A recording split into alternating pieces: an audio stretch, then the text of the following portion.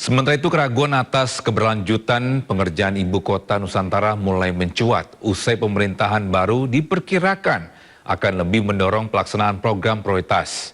Pengamat ekonomi memprediksi keterbatasan fiskal di era pemerintahan baru akan membuat pembangunan IKN tertahan anggaran yang terbatas.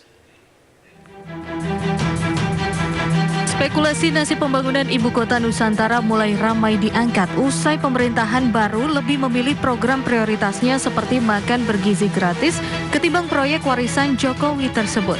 Ekonom Indef Eko Listianto menyebut pembangunan IKN di era pemerintahan baru akan lebih lambat mengingat prioritas anggaran lebih diutamakan untuk program lainnya.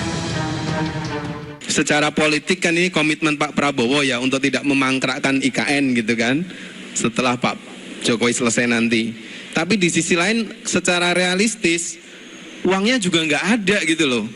Nggak banyak uang yang bisa diinvestkan untuk ke situ sehingga mungkin dugaan saya IKN ini akan hidup segan mati tak mau gitu ya. Pokoknya adalah paling nggak 10 sampai 15 triliun tiap tahun dialirkan ke situ entah untuk bangun apalah gitu ya. Mungkin ya kompleks menteri atau gedung-gedung tapi nggak akan ada akseleratifnya lah saya rasa ya. Nggak akan ada tiba-tiba seperti rencana-rencana di awal.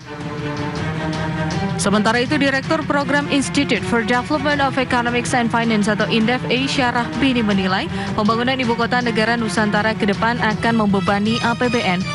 Menurut Aisa, jika pemerintahan baru ingin melanjutkan pembangunan ibu kota Nusantara, maka harus didorong dengan sumber pendanaan lain, salah satunya dengan menggandeng pihak investor.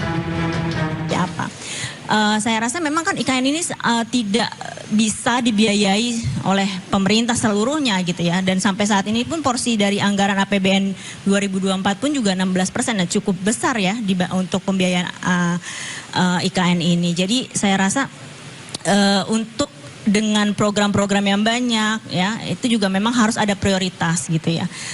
Pembiayaan inovatif, alternatif memang diperlukan terutama tidak hanya IKN, pembiayaan belanja seluruhnya ya, karena tadi kan ada 3 ya, kata Mas Imad, ada bagaimana sih memperkuat fiskal kita ya ke depan bisa dilihat dari pendapatannya, pembelanjanya dan juga tadi pembiayaannya, pembiayaan inovatif.